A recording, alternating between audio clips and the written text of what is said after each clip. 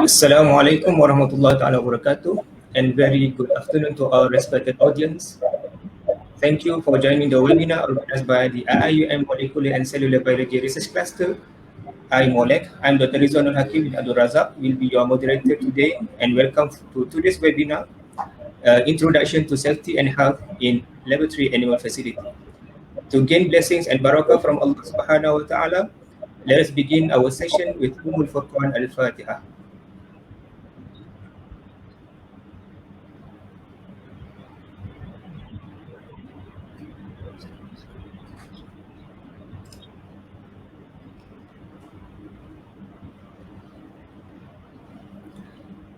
Animal facility operations and safety are always evolving, changing, and improving.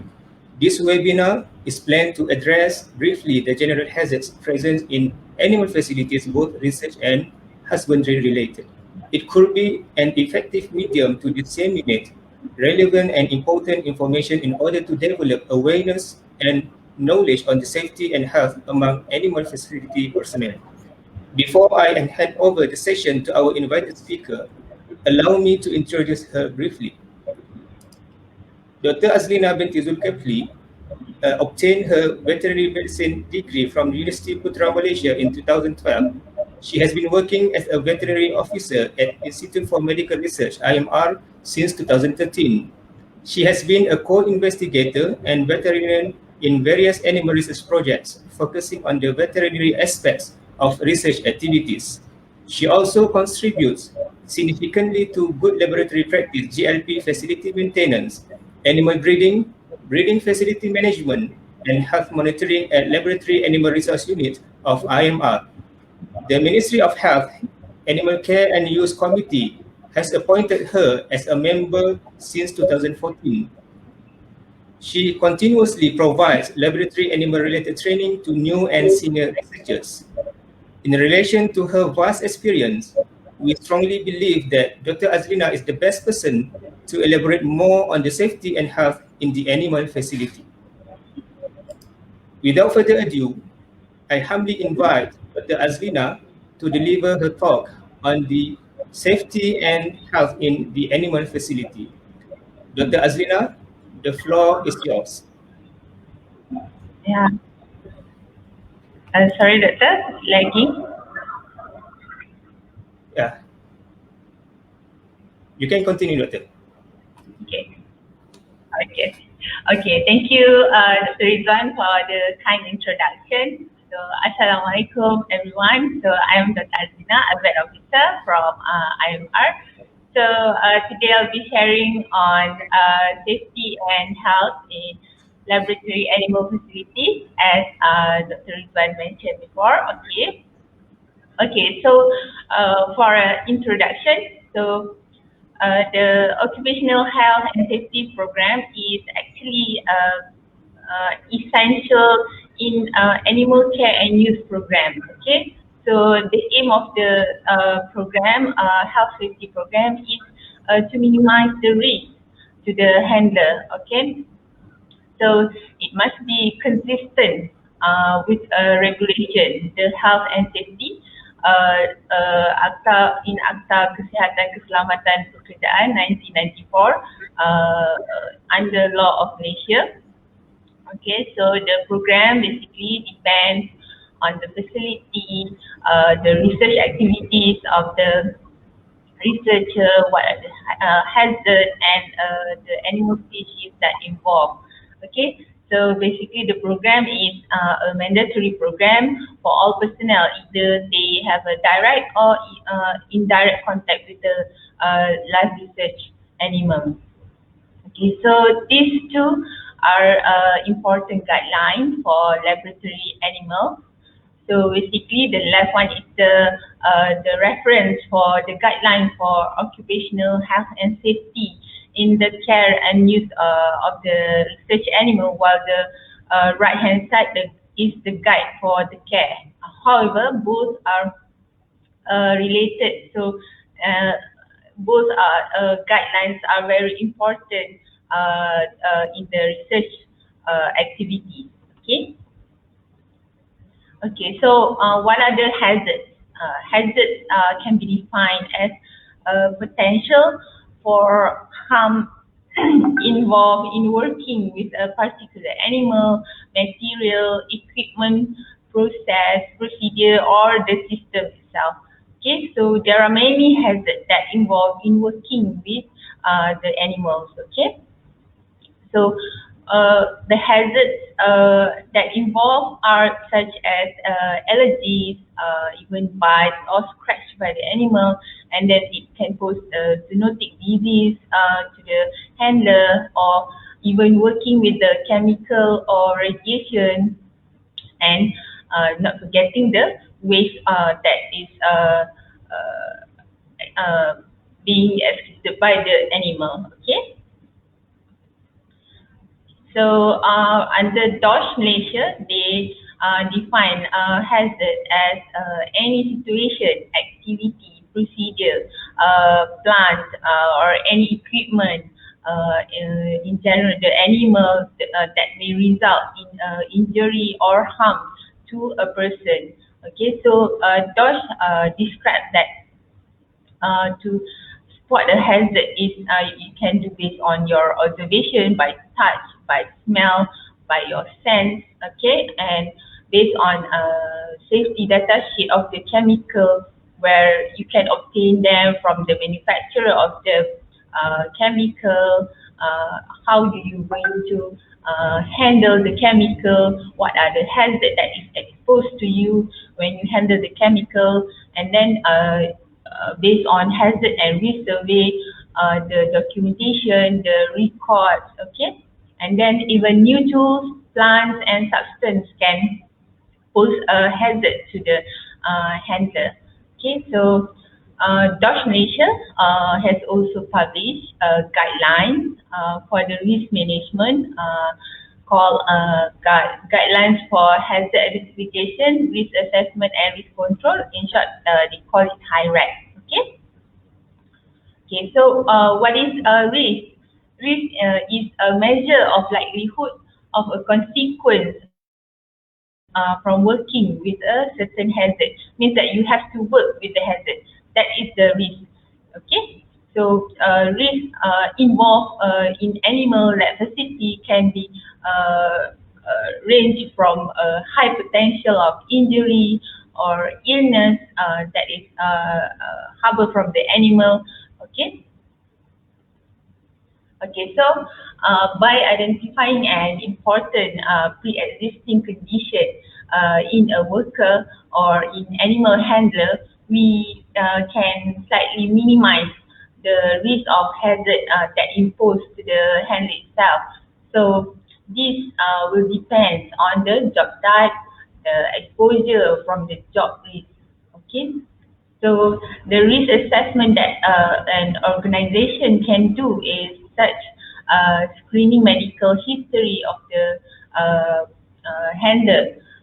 What are the do the physical examination, diagnostic testing, and if diagnostic testing is indicated or required to the personnel, and has this may assist to identify the important pre-existing condition that might face an individual if they have a pre-existing condition like illness, so it might increase the risk to have illness when they handle the animal. Okay, so in addition to the risk assessment, maybe you can do, the organization can do baseline testing for personnel, such as the audiometry baseline for personnel that handle loud noise,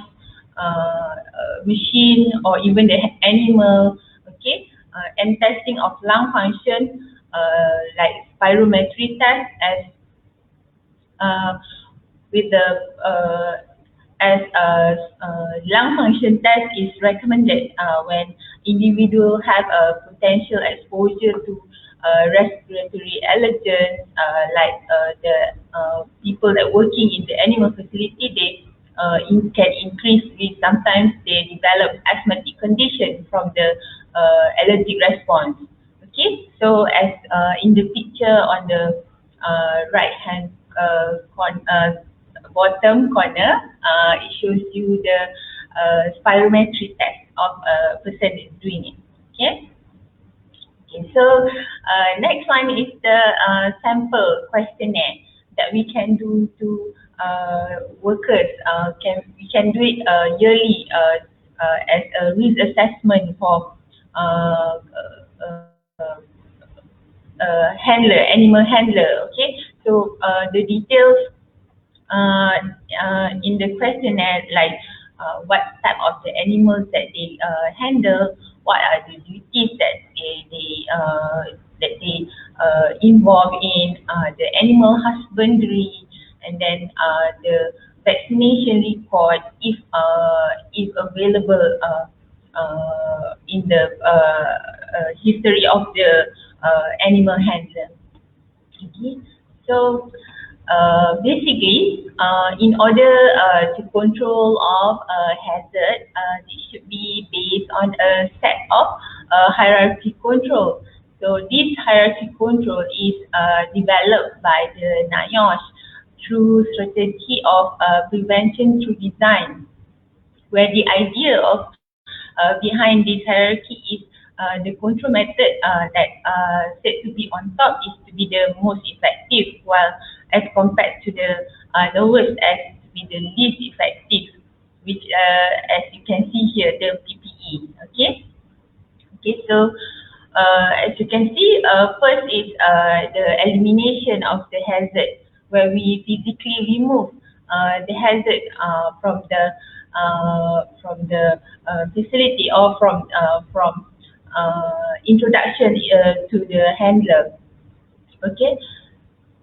So next one is substitution, where we replace the hazard. This, as you can see, when we use chemical in the lab, such as like the vet always handle the lab animal when we are doing the procedure. Sometimes we need a procedure that need the animal to be sedated or anesthetized, so we use isoflurane. Okay, previously when in school, I have experience that we tend to use chloroform for anesthetizing the animal. So actually, we are not aware that chloroform actually possess is a potential carcinogenic agent to the human. So now by the substitution, we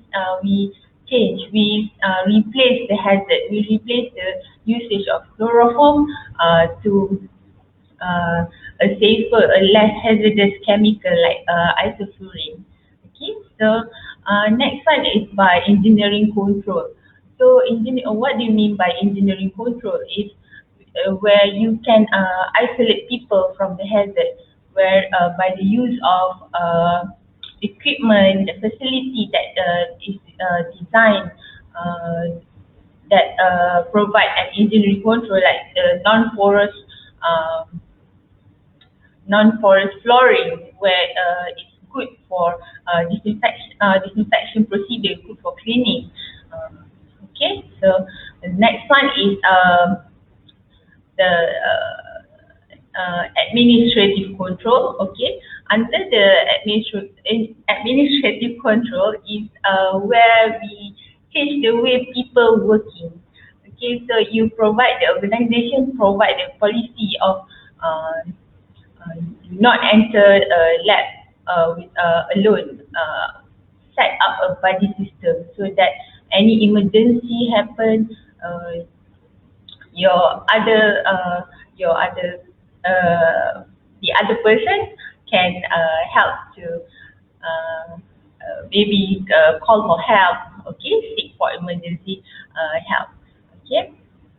So another administrative control example, like when we use controlled drug substance.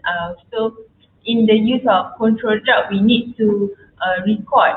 Okay, so the requirement of the rules to record the usage of the controlled substance is very important. When we need to know who is using it, how many meals is has been taken out, okay, and the balance of the remaining of the chemical. Okay, so this is under administrative control, which means we change how people work. Instead of they just use the chemical, so we require them to record the chemical usage. Okay, so the last one is, sorry. Okay, so the last one is, as you can see, is the least effective control of hazard is PPE. Okay, where we only minimize, we protect the worker. This minimize the exposure of the hazard to the handler. Okay, so next we go to facility design, which is an important aspect for controlling the hazard.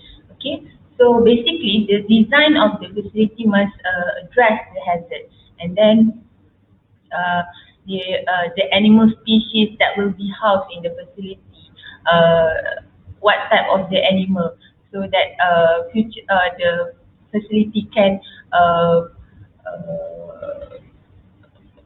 provide a proper safety for the type of species. Like when you are planning to do for rodents, maybe the design should focus for rodents, not for maybe non-primates. Okay. Okay. So the next one is the nature of the research program. What type of the research program that you planning to do in the facility?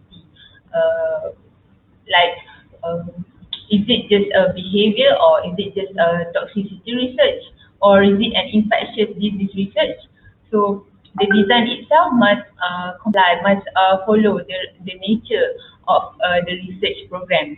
Okay, and then the design of the facility by consideration of the hazard, it is important to ensure that design can comply to the regulation of the safety requirement and any relevant accreditation standards. Okay, so so basically, the important personnel to involve in the construction and the design of the facility are the potential users, the end users.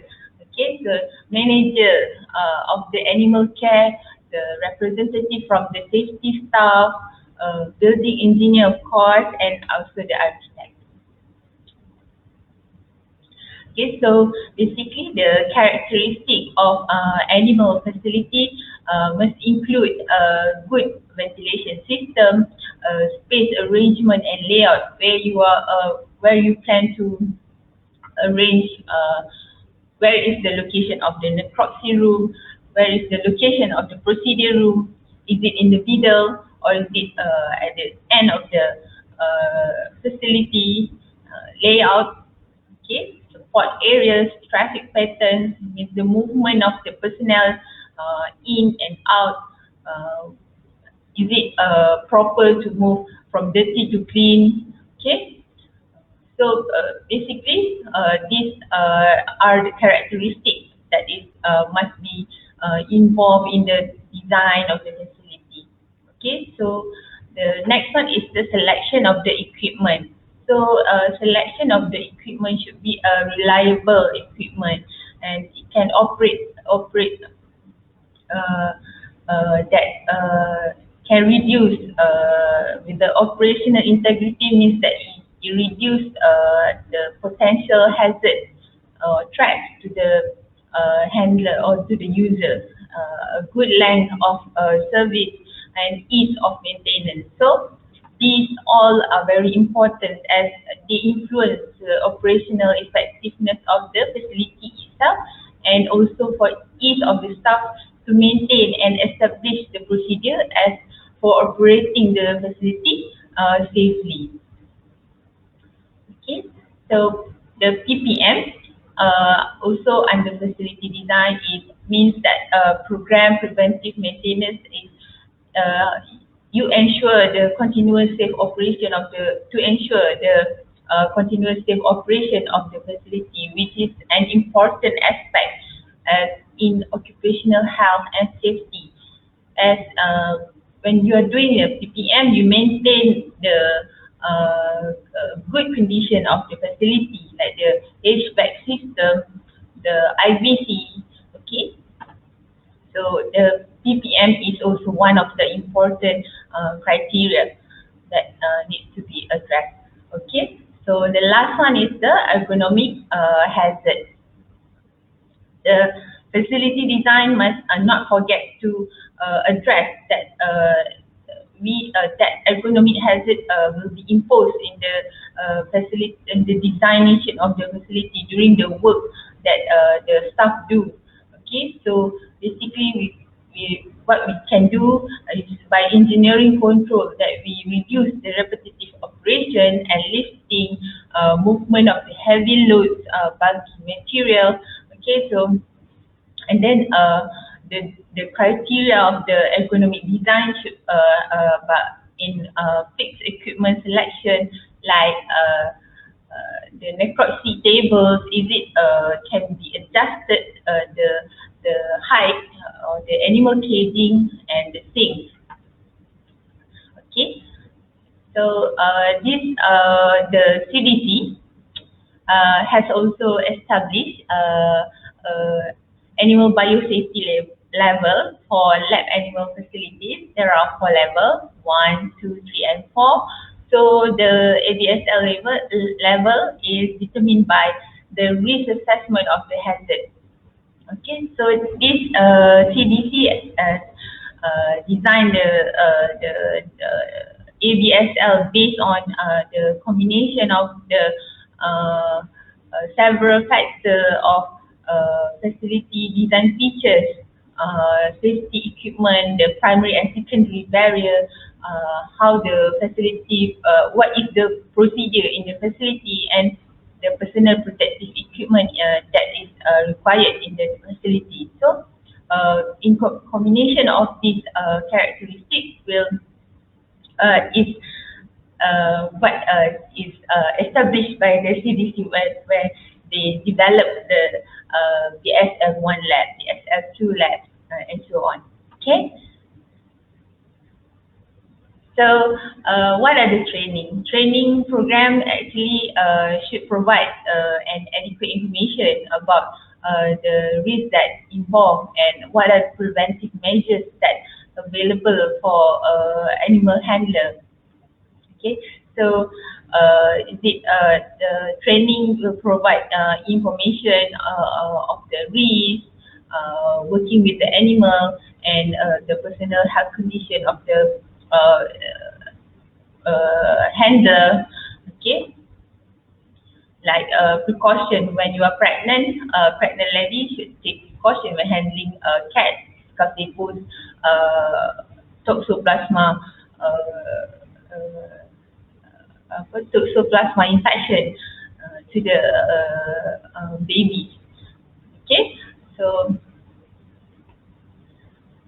the type of training that the organization can provide to the staff can be a set of training such as from the duty, the daily duties of the staff, the animal husbandry, how do you handle the animal, how do you care the animal, the feeding, any sort of potential hazards that is exposed to the handler, the hazard evaluation procedure, how do you manipulate of infectious agent if you were to handle the infectious agent, and any precautions to prevent the exposure, like PPE and so on.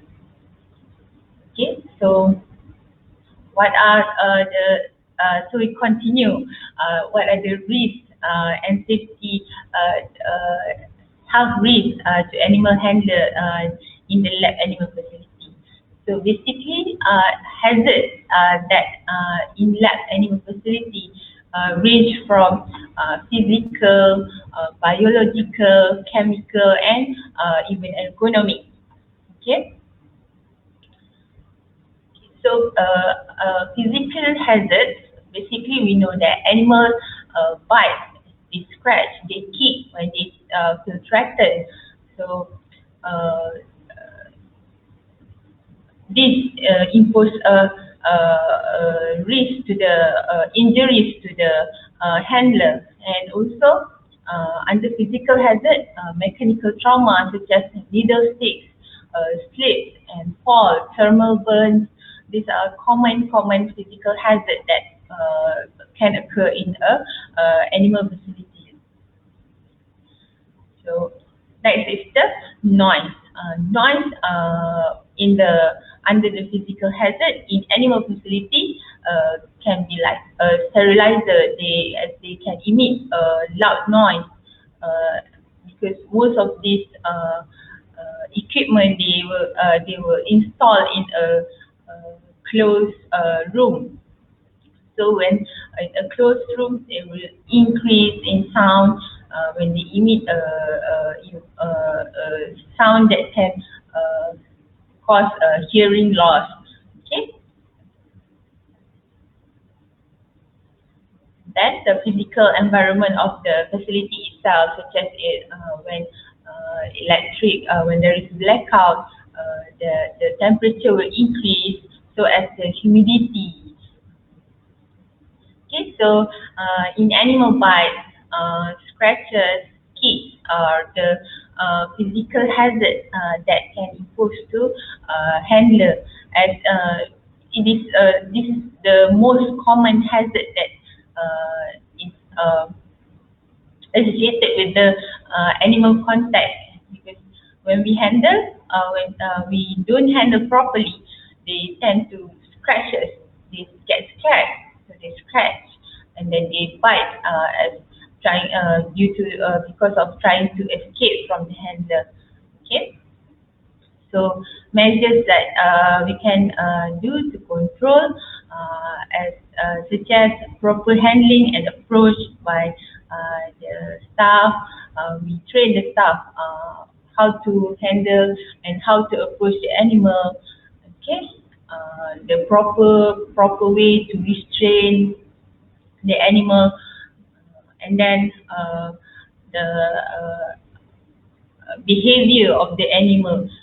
The handler should be aware that sometimes animals can be irritated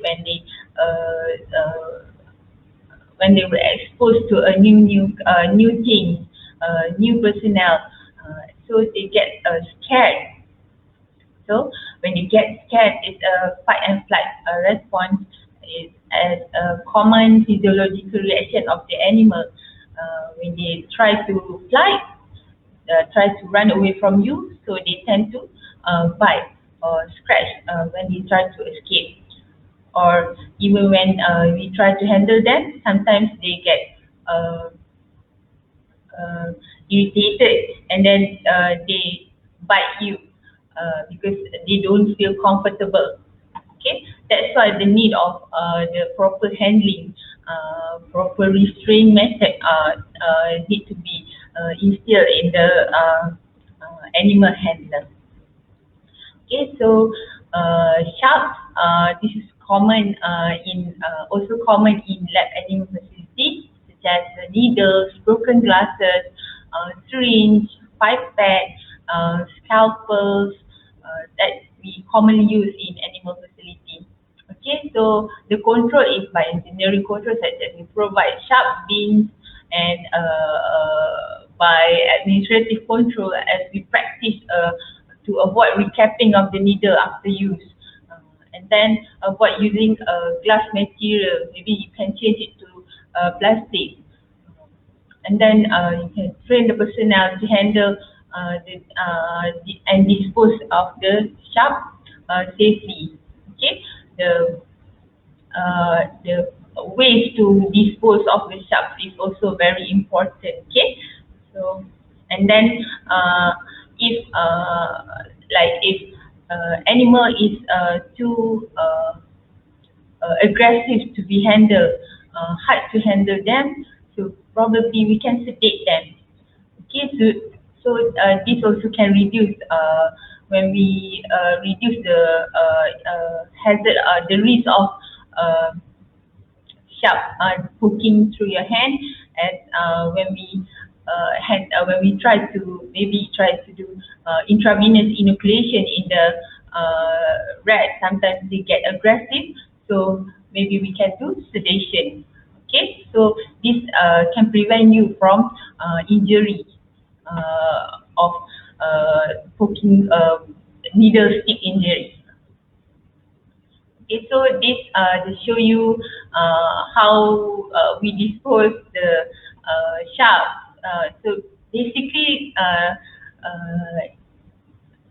I think most people know that I'm not sure, but I think most people know that the shark should be removed when it's already, the shark bin should be disposed when it is already two-thirds full. Okay, not until it is until the cap top.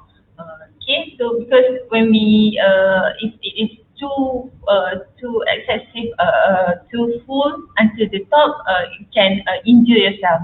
Okay. So noise is also under physical hazard, where in animal care facility, noise that can result from animals like the one in picture I showed you, this pig, where they emit this squeal, quite high pitch sound. So it's a type of noise hazard. Okay, so basically a chronic noise, they induce hearing loss, as where this is a permanent condition and cannot be treated medically. So we don't want that. Okay. So the source of noise in animal facility can be from animal, the equipment like the cage washer, when we operated in confined spaces, in confined room, so increase the hazard exposure. Okay. So how do we know that the noise is too intense? It's when we visit the area and try to have a conversation with another personnel. Is it tolerable? Can we have a good conversation? So it is an excessive noise when you are hard to do a simple conversation. Okay. Okay. So basically, the noise control. How you control it? You eliminate the source, and then change less to a less noisy machine, like maybe you change to a low emission sound machine, and then do engineering control by installing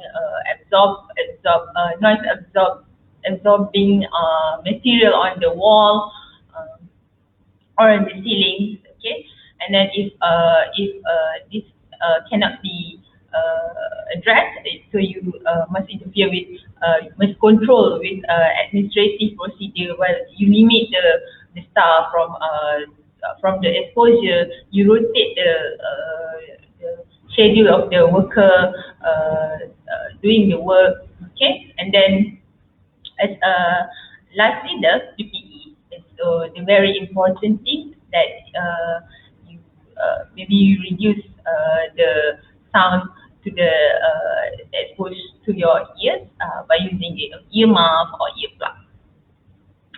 Okay, so next one is chemical hazard. Common chemical hazard used in lab animals, such as anesthetic drugs, solvents like alcohol, ethers, disinfectants, the alkaline and acid detergent, like we use in cages washing. Okay, so what are the controls? You substitute, like I mentioned before, you substitute the hazard chemical with a less toxic compound, or do engineering control, where you provide a good ventilation in the room. Okay, not stuffy.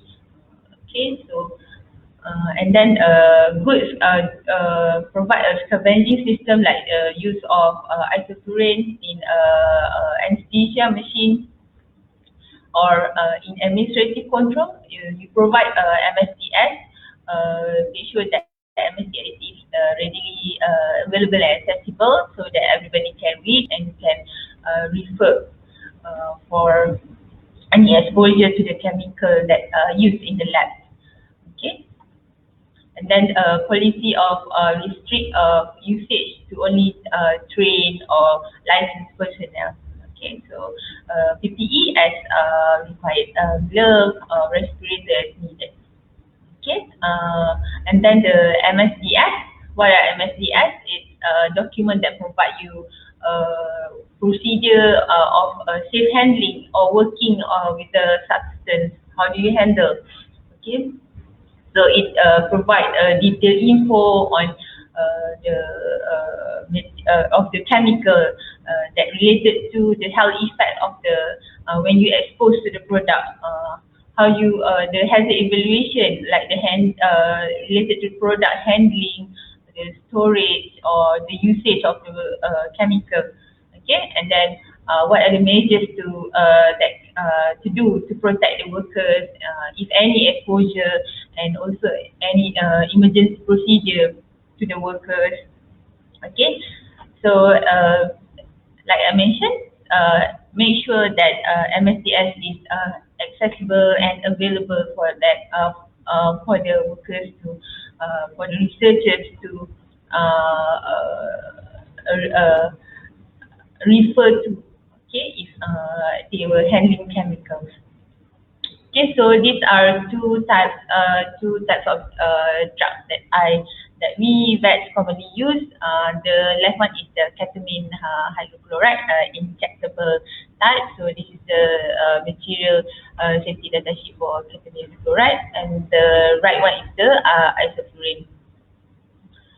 Okay, so isoflurane, as you can see here, there is a hazard symbol of exclamation mark and health hazard, which they can cause toxicity to human. Okay, so maybe the usage of isoflurane, that since it is a volatile agent, so to control the risk of hazard from isoflurane, you can use it with like anesthesia machine, vaporizer.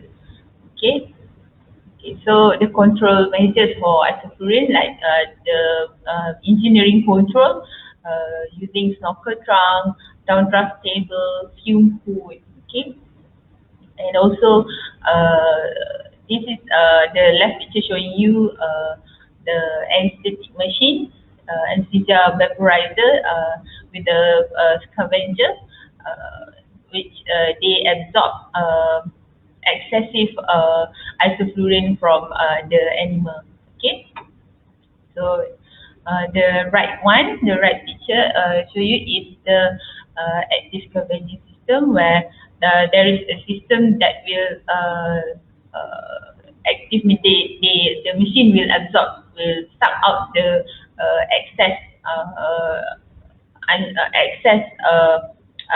gas anesthesia from the animal and disperse out of the room. Okay. Okay. So, so just to show you safety precaution for isoflurane use, with the use of anesthesia machine, verify the equipment used so that it is currently certified and in proper working condition, and the use of the machine only for the trained personnel, and ensure that the vaporizer are specific for that anesthetic agent, like because sometimes the vaporizer meant for other type of anesthetic agent, but you use this type, so wrong, so you cannot do that. Okay. Okay, of course, don't forget to check for any leaks of the tubing, any leaks from the machine itself. Okay. So the chemical hazard control, the common lab chemicals, we should classify them based on irritant, is it corrosive, flammable, and then we should store the reactive chemicals like the flammable chemicals stored in different cabinet, and all the if you change the bottle, you the new bottle should be labeled properly, and then usage of drug and control substance must be recorded. Okay, so the biological hazards that can impose to the animal handler are the common zoonosis, bacteria, fungal, virus, the parasites, or even the allergen. Okay, so allergen is a substance that causing allergic reaction or hypersensitive reaction occurred by in an individual immune system of an individual, where they respond abnormally to the common substance like the pollen, dust. Okay, so in lab animals, the common allergen are like urine, the soil bedding, the dust from the bedding particles, the type of feces, the feces, saliva, fur, and also the sometimes the powdered latex glove. Okay. Okay, so allergies to animal protein are the greatest potential have risk as allergic response from allergens can evolve into a asthmatic condition, a lifelong asthmatic condition in the personnel. Okay, and then in rodents, basically since rodents are the most animals that being used in the lab. Okay, so that's why they are the most common animals that cause allergic disease. Okay, so what are allergen control measures? So we eliminate allergen source like the bedding. If you're using like the wood shaving, probably you can not use wood shaving at all. Okay, you eliminate. Okay, and then you substitute bedding material less allergenic or dusty. By engineering control, when you do case changing, bedding change, so you do it under case changing machine. Okay, and then by administrative controls, avoid wearing strict clothes like the one we're wearing now. So avoid this when we are working with the animals. You do job modification of the personnel where you change the work instead of them handling the animals. You change this personnel that have allergic reaction. So you change the type of job. You transfer them doing recording, with this recording lab without animal exposure. Okay, and then of course PPE like mask, gloves, endemic gowns is to reduce the allergen exposure. Okay, so zoonosis is under biological hazard. So zoonosis is diseases that can be transmitted from the animal to human and also vice versa. It is a common work-related illness in animal workers. Okay, so the most common exposure of the infectious agent can be from inhalation of the aerosol, ingestion, inoculation. When you do inoculation of the antigen like Suspira, you were trying to inoculate it into an experimental animal. you suddenly poke into your hand, put into your finger, so suddenly you inoculate it to yourself, and also contamination of termites, your hands. Okay.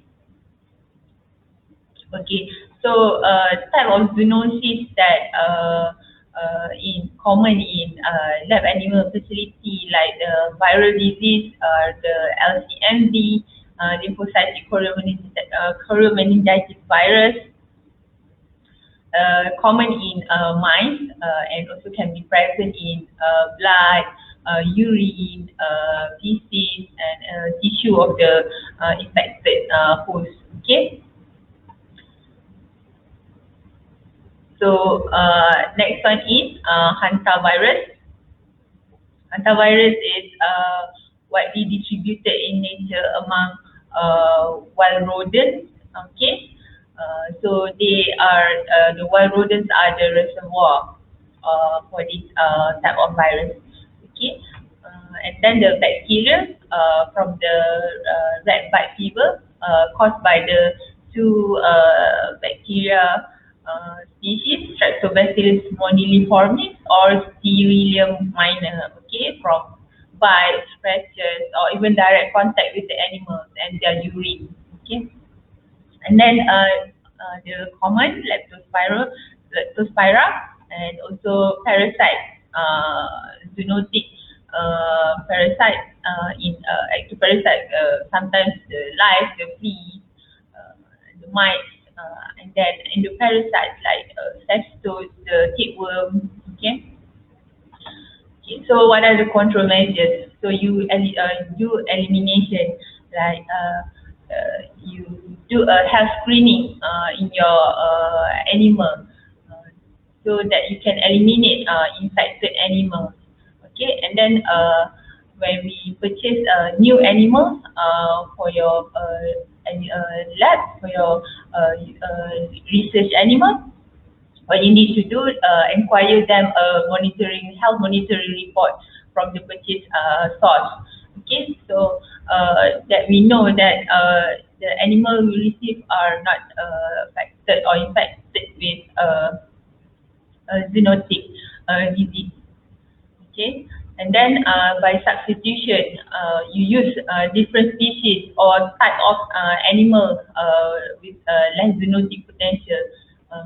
And then engineering control, like you isolate the sick animal, use of biosafety cabinet, and then design of the facility, like with the non-porous surface for easily disinfection procedures. Okay, so and then the administrative control, where the organization provide vaccinate the personnel involved in working with the animal, do a yearly health screening, limit personnel that is exposed to the animal, and then set a hygiene policy in the lab, like washing hands, the common hygiene policy in the lab. You wash your hands after exiting, after doing procedure. Okay, and of course PPE. And then the ergonomic hazard. Basically, ergonomic hazard in the animal facility, the common one are the heavy loads from the bedding, the soil cages, the bulky material, repetitive motion from doing the manual cage washing, moving the cages from room to room, okay, from quarantine to experiment room, and then doing a cage stacking, like you reach something and bending to reach the cage, bending to reach like take items. So this imposes an economic hazard to the staff. Okay, so the posture, like histopathologists and microbiologists doing the slide screening. Okay, so the lab bench must be suitable with the height of the table. So So as we remember that the list, the final measure in control of the hazard is PPE. Okay, so the personal protective equipment. So this is a physical barrier that provides physical barriers for to the handler. Okay, so the PPE actually should protect the part of the body that is exposed to the hazard. So basically, the PPE selection must be based on the knowledge of the hazard, the experience of the selector, the professional judgment. Okay, when you know what type of knowledge, when you know type of hazard you are going to expose to, so you choose the best PPE for you, and then based on your previous experience, like if the animal, you know that the animal is too aggressive, maybe you can use a thicker glove, okay, and then based on professional judgment, based on your knowledge, based on your previous learning, okay, the need of respirator, where we to imply the respirator, okay. Okay, so here are showing you example of PPE, the common PPE used in the lab, like the glove, latex to handle animal, like nitrile or chemical commonly, and then not to forget the use of goggle to avoid splashing of the splashing or any aerosolized, any splashing of items, like when you do a necropsy, sometimes you tend to splash the blood to the face, accidentally splashing. Okay, so by using goggle, so you can minimize, you can prevent yourself from the hazard exposure. And then on your left hand side, got there's a picture of man wearing the thick leather apron. So basically for commonly in annual facility, we do cage washing. So by providing the staff with this type of apron, can also prevent the splashing of the soil cages to the handler. Okay. Okay. So how do we do incident? When incident happen, we need to report. Okay, according to the Akta Keselamatan Kesihatan Pekerjaan 1994, under Section 32, that employer to notify the nearest Department of Occupational Safety and Health Office if any accident, dangerous occurrence, occupational poisoning, and occupational disease that occurred in the working area. Okay. Okay. So there is a system of reporting for safety officer or the employer of an organization if any accident happen, which is called the NADOPOD. Okay, NADOPOD basically provide data to the DOSH, so that DOSH can analyze and develop plan for the regulation, how to the regulation plan in future. Okay, and then so that the DOSH can identify source of hazard and can prevent, we can do action to prevent the incident from happen. Okay, so basically the NADOPOD forms that commonly used for reporting are the JKKP 6 for accident and dangerous occurrence, and JKKP 7 for occupational poisoning and occupational disease. while the JKKP8 is just a register, a yearly report of the reporting. Okay. So this just to show you the chart is how an employer can report or the safety officer can report uh, uh, any accident or any disease occurrence in the lab. Okay, so the flow chart can further refer to the NADOPOD guidelines on safety and health. Okay. Okay, so basically, management of carcass and animal waste. The animal waste include the carcass, the body parts of the animals when you're doing surgery, removing of the certain body parts of the animal. Okay, the whole blood, serum, bedding, and the feces. All these are the animal waste. Okay, so the management of the waste is basically depends on the type of the experiment and the containment level of the lab. So this will impose a different way for waste treatment. Okay. Okay. So waste from non-infected animal and even the transgenic animal. So we can treat them as non-hazardous, but experimental infected animal with pathogens must be treated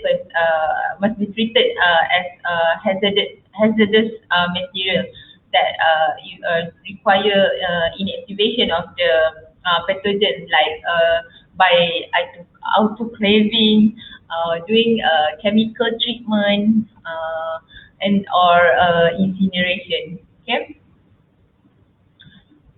So basically, carcass management. The carcass that is disposed must be disposed in a separate biohazard bag, and then the bag basically must be double bag to prevent leakage of the items, and then should be sealed tied with cable tied and labeled and then stored in freezer until the pick up by the consignment company. Okay, so that's all. So I think I give back the floor to Dr. Rizal. Right.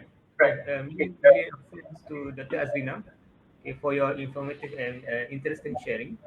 I hope everyone got valuable information from your presentation. Then now we move on to the Q&A session. So I will read through the question from our FB Live attendees. Okay, so now Dr. Azrina will answer some questions that were sent to us during your presentation. Right. So we move on to the first question from Ainina Izati. Okay, Doctor, I have a question. For how long carcasses can be stored in -20 degrees Celsius prior to the collection by the waste disposal company? Okay, so basically the length of time of keeping the carcass in freezer will depend on the schedule of the consignment company. Okay, so the consignment company usually elected by the organization itself. So basically, if a consignment company can come and pick up straight away after you do the procedure, then it's okay that you can straight away dispose the carcass, or as the purpose of carcass storing in the freezer is just to delay the further decomposition and make as a source of pathogen or microbial exposure to other handlers. Okay. Okay, thank you for your response, Doctor. So we move on to the next question. We have a next question is okay. Okay, we have one more question from Shairah Nasra. Doctor, what is or are the mandatory vaccination required by animal facility personnel? Vaccination. Okay. Actually, from what I know, there is not yet any mandatory vaccination. No rules set what are the vaccination required, but organization can provide the personnel with like influenza, the tetanus vaccine to the personnel. Okay, because like tetanus when during the bite of the animal can sort of protect you, and then the influenza this common or some if you were to handle uh, non-human primate, you can maybe the organization can provide you with hepatitis B vaccination. Okay. Okay, thank you. So, do you have any other question? Yes. From Ayuni Shafika, Salam Doctor, what are the examples of infectious agents transmission that may occur in the lab animal facility? Basically, infectious agents. I take example, infectious agents transmission. So basically, the infectious agents can be transmitted, like that I mentioned before, from the bite, the scratch of the animal, like usually the common one is the zoonotic infection.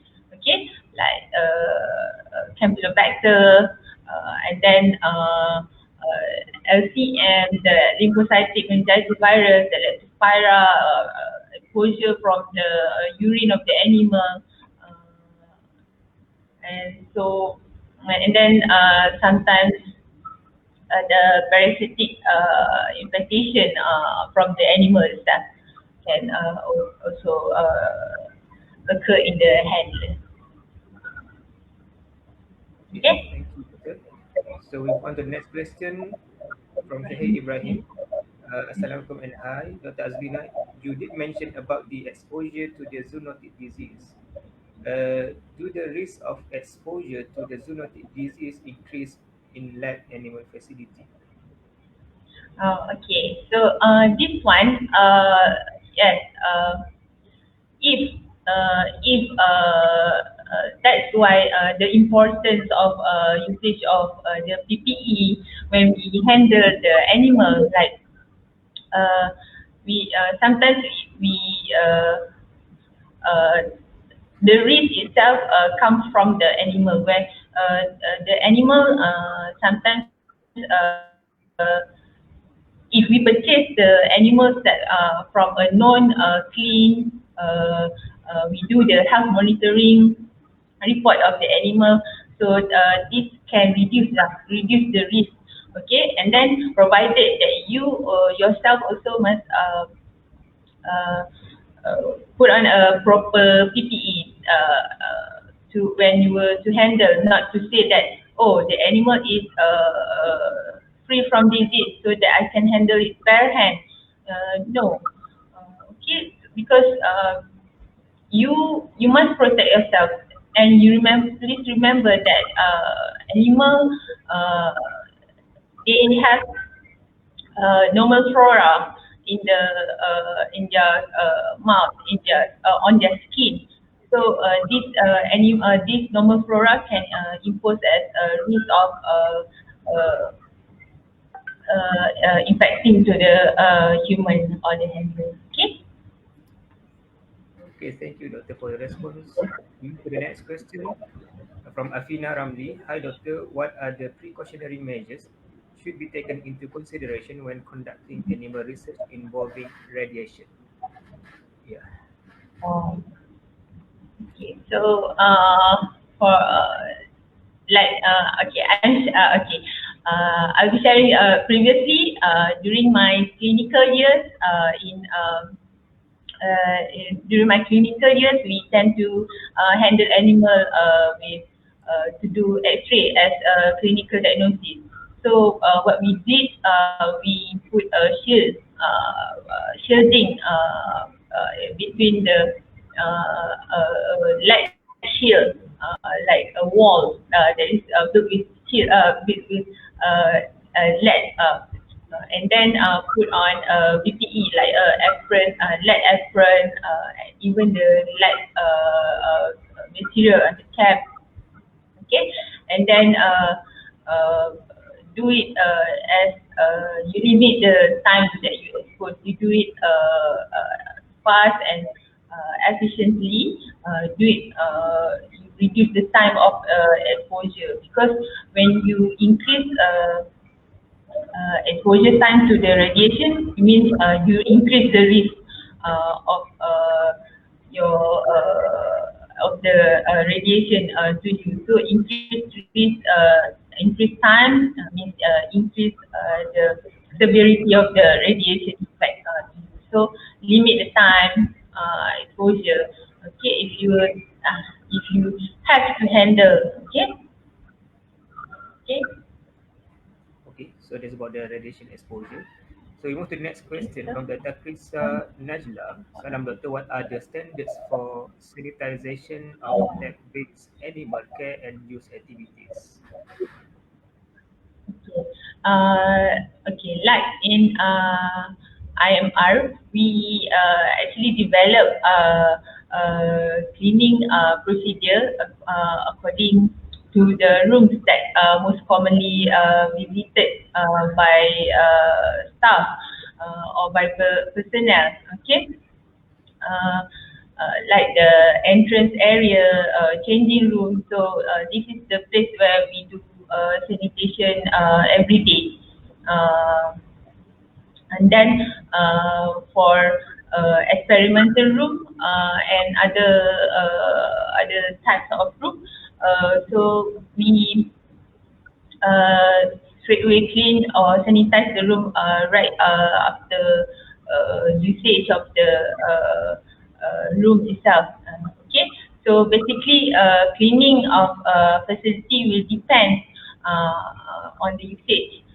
If it is being used, so the area or room will need to be cleaned and sanitized where appropriate as where necessary. Or if known contamination source of the area of the room, like the necropsy room, after usage you need to clean and then you sanitize for other users. Okay. Okay, thank you, Doctor. Okay. So we move to the next question from Afiq Harun. Assalamualaikum, Dr. Azima. So there is a stigma among lab animal users that it is not a serious issue to be bitten by rats or mice, as these animals are maintained in a clean environment. Can you give some comments on this? Okay. This actually the stigma, I think, is common. It's the same for us here too, where sometimes we tend to forget that it's fine to handle the animal because they are clean. But actually, just remember, don't forget that lab animal have a variety of microorganisms in their body. So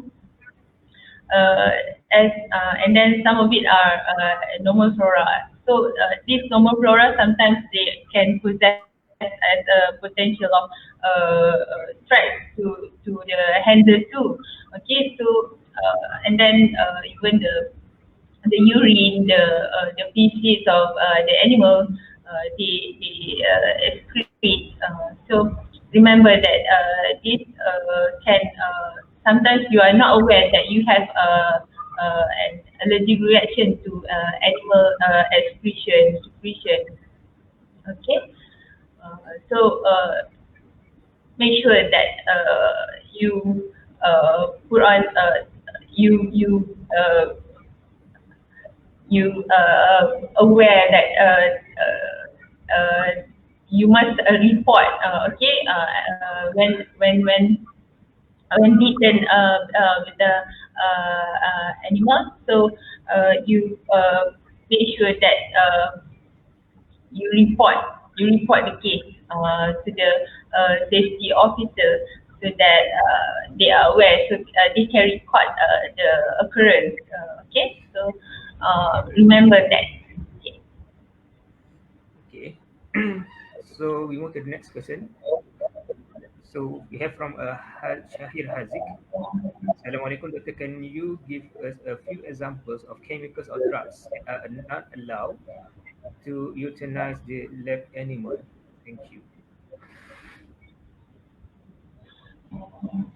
Okay, as far as I know, example of chemicals that not allowed to use for euthanization of animal are like chloroform, like I mentioned before, because chloroform is actually potential carcinogenic to the handler. Okay, so that's why we don't use chloroform in euthanasia. And another one is ether, as ether pose uh, uh, irritating to the animal respiratory tract. So we don't want that. We don't want animal suffering, even because euthanasia means that you put down the animal fast and so-called comfortable. Okay. All right. So do you have any other question from the Facebook comment? I think we have addressed all the questions. Okay, all right, Dr. Azlina. Okay, I have a question from my part. Okay, so Dr. Azlina had mentioned the use of isoflurane. Okay, so there is a possibility for leaking to happen from the chamber. Okay, so there is a possibility, even though the possibility is quite low. So are there any detrimental or serious effects if the handlers exposed to the isoflurane? For isoprene, basically, for short-term exposure, you will feel slightly dizzy, headache, and sleepy. Okay, but basically, for a long term, well, from my knowledge, from what I read, I haven't come across any sort of severe harmful. But bear in mind that isoflurane cannot be used or must be avoided used by the pregnant woman, because it can harm the baby. Okay, Okay, so so okay, for some basically, what you need to do, so isoflurane, even though there is a risk of leaking of the anesthesia machine, so that's where you need the use of fume hood, like the snorkel trunk available in the facility, like I showed before in the picture. So that you can reduce the exposure to the handler. Okay. oh, okay. So another question, if the animal handler is an asthmatic patient, okay, is an asthmatic patient, so does he or she still be allowed to handle the laboratory animals? And Okay. what are the precautions that she have to take into account? Okay. For basically, from what I read, from my knowledge, asthmatic people, when they are exposed to the allergen, they get very severe reaction. which can lead to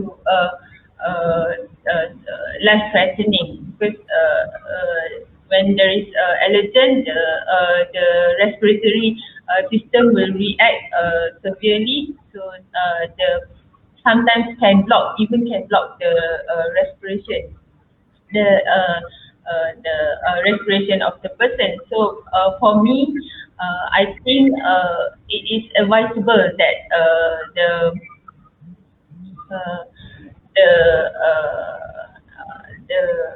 supervisor, maybe you can change the type of you modify the type of working scope of the personnel. Okay, maybe you change it.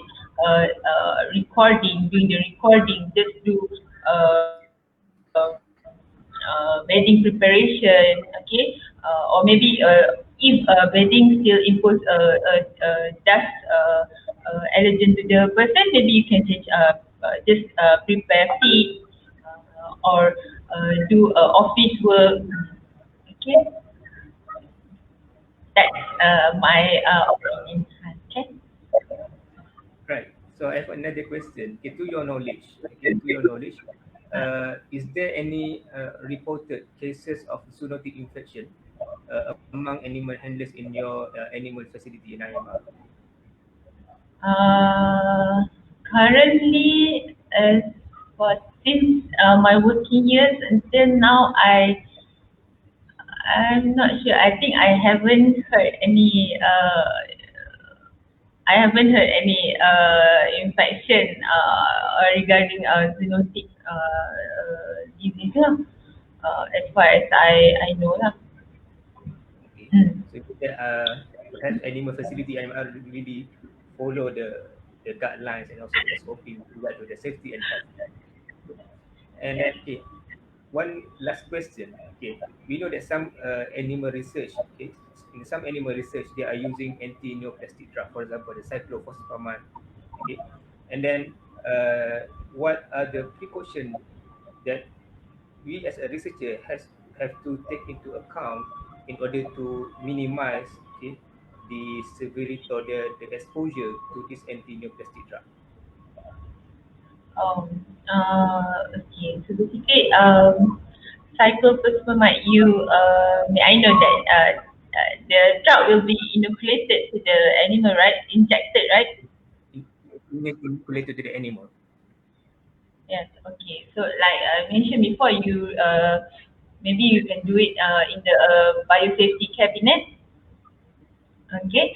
Or and then after treatment, after animal treatment, you should label the cage, and then isolate the area for like a few hours until the metabolism of the drug is already uh, uh, finished, and then uh, importantly, the handler need to be trained, properly trained, the how to handle the how to do the proper injection if the animal struggle or not. So sedation is very important. Maybe sedate the animal. Okay, you can reduce exposure. Mm. Okay. So we have another question coming in from the Facebook comment. So from Ni Abdul Rahman Fahmi, the last question, it is advisable to handle animal without glove? Because some research, I believe that it is quite comfortable for them to handle the animal without using gloves. So they can grab the animal properly and confidently. So that's why they advise for not using the glove while handling the animals. So do you have any comment for that Oh. statement? Okay, so for this one, actually, we must back to the PPE function is where you control. The PPE function is you prevent yourself from the hazard itself. So why you want to handle animal without glove? Because for me, I think that is not advisable, as sometimes like I mentioned before, the feces, the urine, or maybe the animal have some sort of infection, that underlying infection that we are not aware of. Okay, so in a safety, as a safety measure in the lab, it require, it is important lah, for you to handle with glove, not to handle the animal, because I think uh, when you based from my experience, I commonly handle animal with gloves, so I don't think that is uh, that is difficult to handle when you wear gloves, because if you know the way, the right way to do restraining, to how to grab the animal, that won't be a problem for me lah, to handle with gloves. Right. Because some of them also believe that, for example, the rats and mice, they are depending on the smell of the hand, for example. So in order to identify who is the handlers, so that's the reason, perhaps the reason for not using the glove. Itu So sensitive. then, yeah, I got your point that it's better for us to Length. minimize the hazards or the risk rather than focusing on about the proper handling. So we have to, okay, how to handle the animal properly, how to restrain the animal properly. So it's not a problem for you to restrain the animal using gloves. Okay. So do we have Yes, any yes. questions? Yeah. So do you have any other question from the Facebook? I think there is no other questions. So we have come to the end of our session. Okay, thank you very much. Thank you again, Dr. Azlina, for answering those questions and also for your great presentation. So it was a great pleasure for us to have you with us today.